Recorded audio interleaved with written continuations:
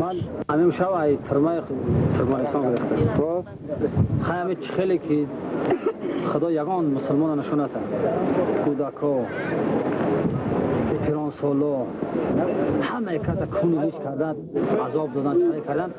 خیلی ایامو بین 34 35 کس من یک کس زنده ماندم گرفتم. من یک کس گرفتم. خیلی جسمانی خیلی تو فوران سری مرا عذاب دادن. خیلی پایین ای بینشون تو بود. ای مردم، من شاهد زنده بیدادگری‌های نزدیکان در سرحد ترکمنستان میباشم.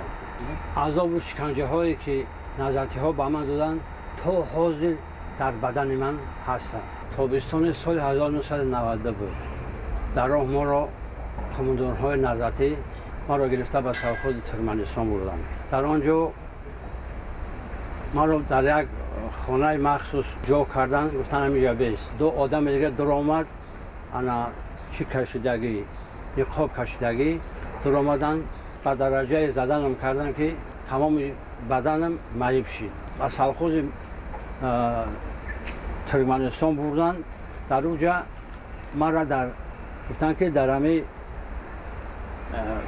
پلول در بیتون شمسه برسون. تری رسوندم، اما یک کس ای خفا ایمی سر ای موام گرفت. هم بسیار زدم ده. چقدر آدم ها را پروندن. بعدش کلش بریدن، سرش بریدن، گوشش بریدن. دیگه من حیران شدم، ای ترس نمیدونستم که چیکار کنم. در حقیقت این نظریه‌های تروریست هیچ باشا فاشیستی بود. او میتواند یگان نفر نسبت هم ملت خود، هم وطن خود، هم فرهنگ خود همین بیدادگری ها را روا بیند. بعد چند وقت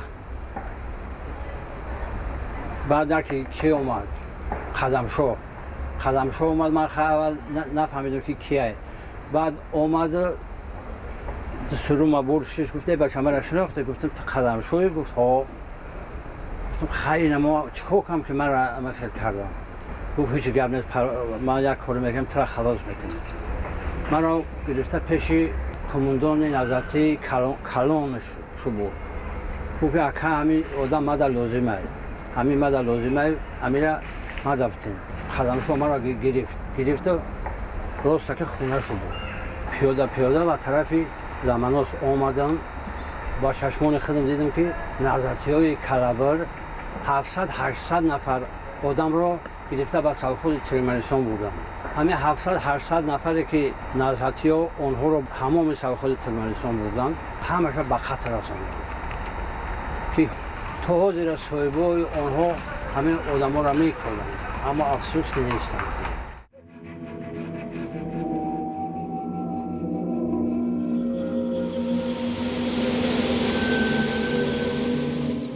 ساعت‌های 4 روز بود. یک ماشین پازیک است که اتوبوس‌های میدان.